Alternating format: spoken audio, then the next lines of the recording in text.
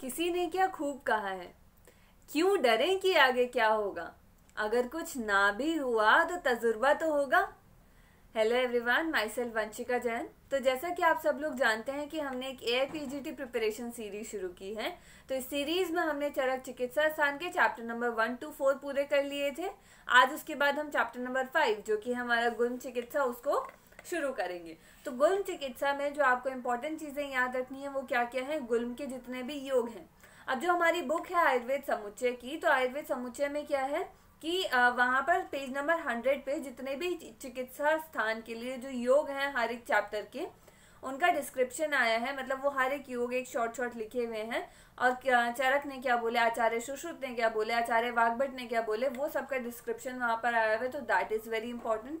अब वहां से उनको सारे योग को रीड करेंगे, ठीक है। उसके बाद इस चैप्टर में हमें और क्या देखना है, भेद देखने हैं, चिकित्सा सूत्र इज वेरी इंपॉर्टेंट, ठीक है। भेद जितने भी रहेंगे उनके हम फीचर्स देखेंगे।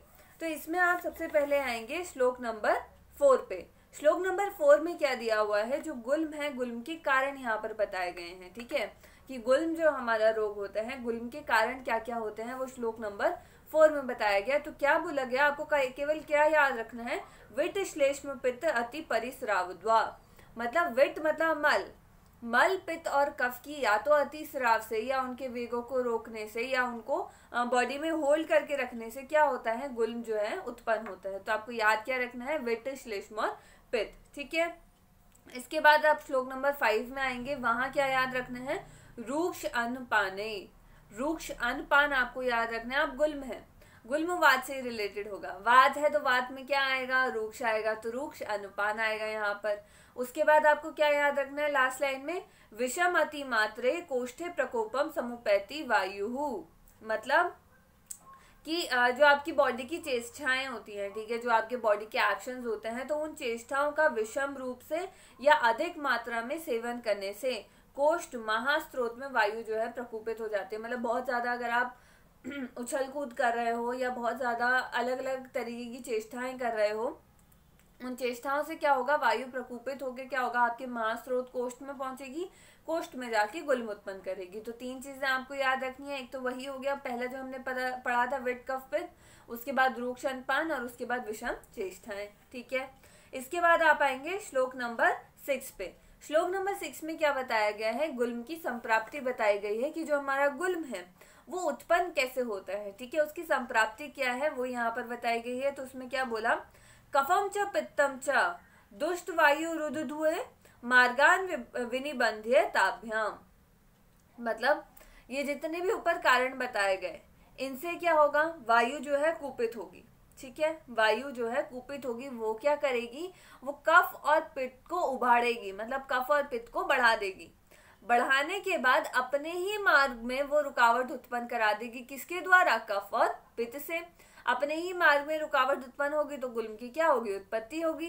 तो यही यहाँ बोला गया, कफम च पित्तम च दुष्ट वायु रुधुर्य मार्गान विनिबंध्य ताभ्याम। मतलब उपयुक्त कारणों से प्रकोपित वायु कफ और पित्त को उभार कर अपने स्थान से निकालकर और उन दोनों के द्वारा अपने मार्गों को रोककर तथा मार्ग बंद हो जाने से स्वयं क्या होती है, अधा प्रदेश में आ जाती है। अधा प्रदेश में आने से क्या होता है, मतलब स्वयं को क्या होगा, वो बॉडी में रोटेट करेगी, ठीक है। आधा प्रदेश जहां उसको पहुंचना है वहां वो नहीं आ पाएगी, तो वहां ना आने की वजह से वो क्या करेगी, गुल्म की उत्पत्ति करेगी। उसके बाद आपको क्या याद रखना है, श्लोक नंबर 6 में ही लिखा है, हृदय नाभि पार्श्व उदर बस्ती शूलम।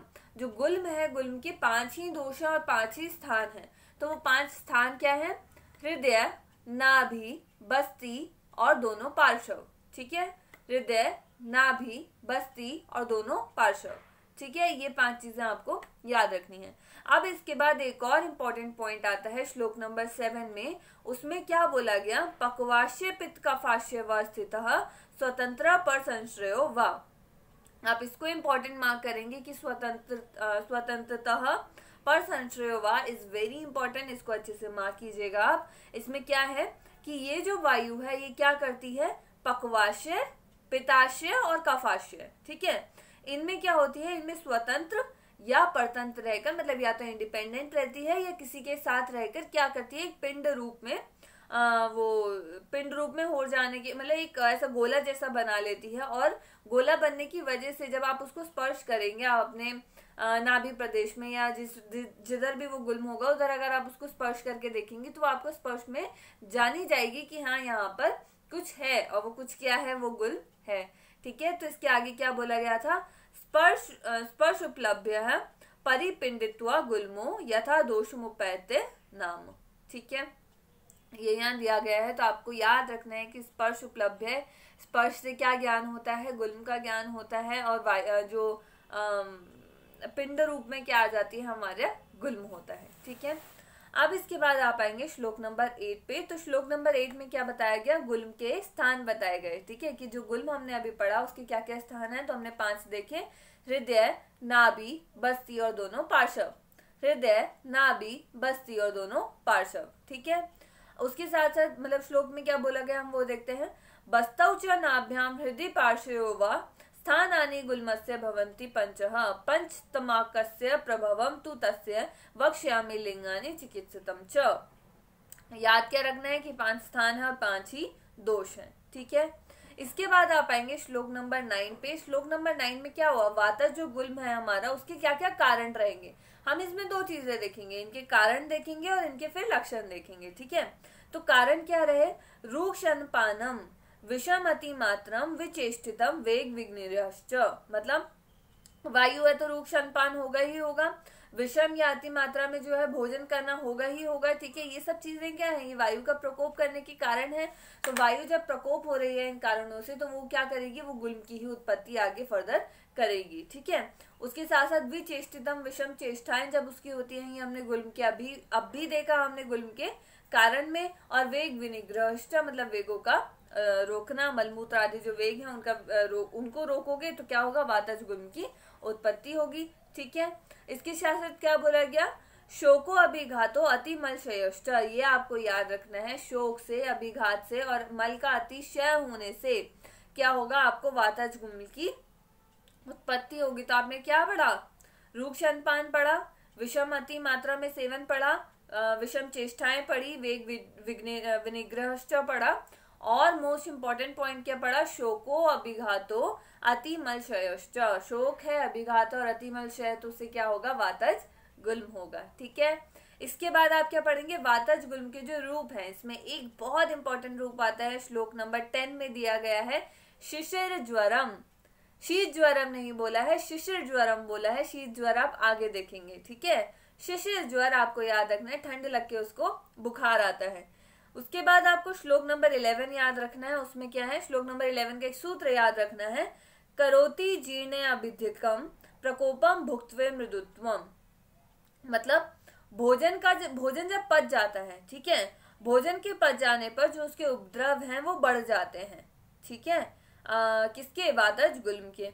और भोजन की करने के बाद गुल्म का जो है प्रकोप कम हो जाता है। जब भोजन पच जाएगा तो उपद्रव बढ़ जाएंगे, लेकिन जब आपने भोजन किया है तब वो गुल्म के जो एकदम उपद्रव हैं वो क्या हो जाते हैं, वो कम हो जाते हैं। ठीक है, ये आप चीज याद रखेंगे, शिशिर ज्वर याद रखेंगे, और भोजन के भुक्ते मृदुत्वम, भोजन करने के बाद वो उसके जो दोष हैं वो मृदु हो जाते हैं।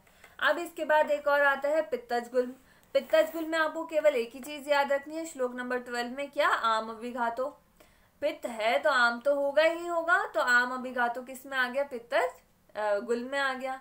अब पित्तज गुल्म के रूप क्या है, तो आप श्लोक नंबर 13 पे आएंगे, उसमें क्या लिखा है, वदना अंग रागः, मतलब वदन और अंग में राग, मतलब जो है आपके वदन और अंग में दाह होगा। ठीक है, क्या बोला गया, मतलब वदन अंगना रागः, मतलब इसके आपके जो मुख है और आपका जो शरीर है उसमें क्या होगा, उसमें जो रक्त है वो मिलेगा आपको, किसमें, पित्तज गुल्म में। उसके बाद क्या बोला गया, मह जीर्यति भोजनचा, मतलब भोजन की पक्वा अवस्था में तीव्र शूल उत्पन्न होगा।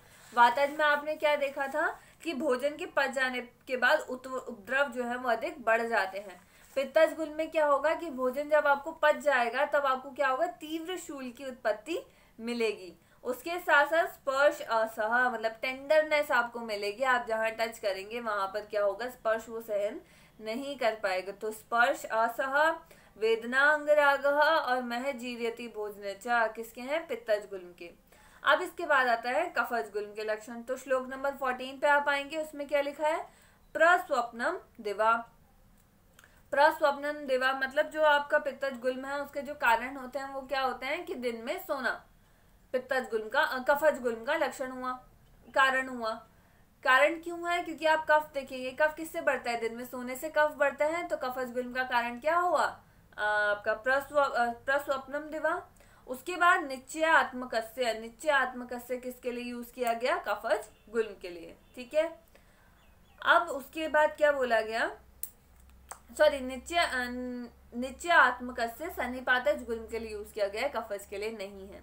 इसके बाद कफज गुल्म के जो है रूप, शिशिर ज्वर किसमें पड़ा, वातज में, और शीत ज्वर किसमें है, कफज गुल्म में। ये आप याद रखेंगे, श्लोक नंबर 15 में है। उसके बाद क्या लिखा है, कठिनोन्नत्वम। कठिनोन्नत्वम मतलब जो गुल्म होता है वो कठिन होता है और ऊंचा उठा हुआ होता है। स्पर्श असह्य होता है पित्त में, लेकिन कठिन और ऊंचा उठा हुआ किसमें होता है, हमारा कफ में। अब इसके बाद आता है त्रिदोषज गुल्म की साध्य असाध्यता। तो जो त्रिदोषज गुल्म होता है वो हमारा असाध्य होता है, ये आप चीज याद रखेंगे क्यों होता है। श्लोक नंबर 17 में वो दिया गया है, क्या बताया, महारुजम। याद रखना महारुजम वात के लिए नहीं था, बहुत ज्यादा वेदना किसमें होती है, जब हमारा त्रिदोषज गुल्म होता है, सन्निपातज होता है। उसके बाद इसी सेम श्लोक में क्या लिखा है, अश्मुवद उन्नत। अश्मुवद उन्नत मतलब ऊंचा उठा हुआ होता है, अश्मुवद उन्नत मतलब ऊंचा उठा हुआ जो गुल्म होता है, कठिन और ऊंचा उठा हुआ हमारा कफ में है। अश्मुवद उन्नत हमारा किसमें है, हमारा सन्निपात में है। शीघ्र विदाही, पित्त में नहीं है विधा उत्पन्न करने वाला, क्या है शीघ्र विदाही, सन्निपातज। और दारुणम, ठीक है, भयंकर होता है। मनः शरीर अग्नि बल अपहारिणम त्रिदोषजम मतलब क्या होता है, मन शरीर और अग्नि इनके बल को क्या कर देता है, पूर्ण रूप से नष्ट कर देता है, कौन, त्रिदोषज गुल्म। तो त्रिदोषज गुल्म के क्या क्या लक्षण हो गए, महारुजा, अश्मुवद उन्नत, ठीक है, और शरीर दोष और मन में क्या करता है, ये उनका बल का क्षय कर देता है। शीघ्र विदाही होता है और दारुण होता है, क्या, हमारा त्रिदोषज गुल्म। आप इसको याद रखेंगे। अब उसके बाद आते हैं रक्त गुल्म के कारण। रक्त गुल्म क्या होता है, जब हमने वो पढ़ा था कि एक होता है रक्त में एक होता है गर्भ का उत्पत्ति होना, ठीक है, एक होता है रक्त गुल्म का उत्पत्ति होना। तो इसके लिए आप चिकित्सा में भी देखेंगे कि जिसे हम उसको नहीं अगर पहचान पा रहे हैं, अब तो अल्ट्रासाउंड वगैरह सब होता है, अब पता लग जाता है कि आपका रक्त गुल्म है, कि आपका जो है गर्भ स्थापित हुआ है। लेकिन पहले के जमाने में ये चीज पता नहीं लगती थी, तो तब क्या बोलते थे कि रक्त गुल्म की चिकित्सा जो है वो 10 माह के बाद करनी चाहिए। क्यों, क्योंकि अगर बेबी होगा, गर्भ होगा, तो वो 10 माह तक तो निकल जाएगा, अगर वो नहीं रहा तो इसका मतलब रक्त गुल्म है, तो उसकी तब चिकित्सा कर दो, ठीक है, ये बोला जाता था। तो रक्त गुल्म के कारण में क्या बोला, ऋतु आन व हरत्या मतलब ऋतु काल में भोजन नहीं करने से। आगे क्या लिखा है, भय से, रूक्ष आहार विहार से, मल मूत्र के वेग को रोकने से, रक्त स्तंभक आहार विहार या औषधियों का सेवन करने से, वमन करने से, योनि रोग के कारण स्त्रियों का रक्तजन्य गुल्म होता है। और ये ऋतु काल क्या है, जब आपको मेंस्ट्रुअल साइकिल फीमेल का चल रहा होता है, जब उसको उसका पीरियड साइकिल चल रहा होता है, तब की ये बात की गई है।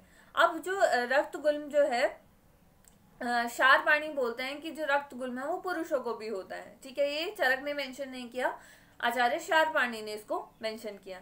अब इसके बाद आप आएंगे रक्त गुल्म के रूप पे कि वो दिखता कैसे है। तो श्लोक नंबर 11 में आप आएंगे, उसमें क्या लिखा है, यह स्पंदते पिंडतः एव नांगेश्चिरात सशूलम सम गर्भलिंगम मतलब जो गुल्म है वो पिंड रूप में ही है, स्पंदते पिंडितः पिंड रूप में ही है, और पिंड रूप से देर से स्पंदन करता रहता हो, और क्या हो, उसमें हस्तपाद आदि जो हमारे अंग हैं उनकी फरकाहट ना होती है। जैसे मैंने आपको बताया कि रक्त गुल्म को गर्भ से रिलेट किया जाता है, तो स्पंदन नहीं हो रहा है, हाथ पैर अंगों के चलने का ऐसा कोई मूवमेंट नहीं मिल रहा है, तो वो किसमें होगा, रक्त गुल्म में मिलेगा, सम गर्भलिंगम। लेकिन जितने भी लक्षण होते हैं बाकी वो गर्भ के समान मिलते हैं, कि वो धीरे धीरे जो है उसका जो योनि है वो बड़ी होती जा रही है, ठीक है, वो गर्भ का जितना भी हमारा पेट वो बड़ा होता है, वो सारे लक्षण इसमें सब दिखेंगे। स रौधिरः स्त्री भवा एव गुल्मो मां से व्यतीते दशमे चिकित्सया मतलब जिसमें ये सभी लक्षण उत्पन्न होते हों तो वो आर्तजन्य गुल्म जो होता है वो स्त्री को ही होता है, ठीक है। इसकी चिकित्सा कब करनी चाहिए, 10वें चिकित्सया मतलब 10 मास के बाद इसकी चिकित्सा करनी चाहिए, जैसा कि मैंने आपको बताया, ठीक है। इसके बाद हमारा ये जितने पॉइंट से पूरे हो गए, तो आपको याद रखना है कि इनके कारण और लक्षण क्या क्या थे। शीत ज्वर किसमें था और शिशिर ज्वर किसमें था, अतिरुजा किसमें था, महारुजा किसमें था, ये सारे लक्षण आप याद रखेंगे। इस लेक्चर के बाद नेक्स्ट लेक्चर में हम गुल्म की जो भी चिकित्सा होगी, वातज पित्तज कफज के अनुसार इसकी जो भी चिकित्सा सिद्धांत है, उसके साथ साथ जो भी चिकित्सा योग है, वो हम नेक्स्ट लेक्चर में कवर करेंगे। तब तक के लिए आप इस लेक्चर को अच्छे से रिवाइज कीजिए, अच्छे से पढ़ाई कीजिए, लास्ट लेक्चर्स रिवाइज कीजिए। All the very best and prepare well.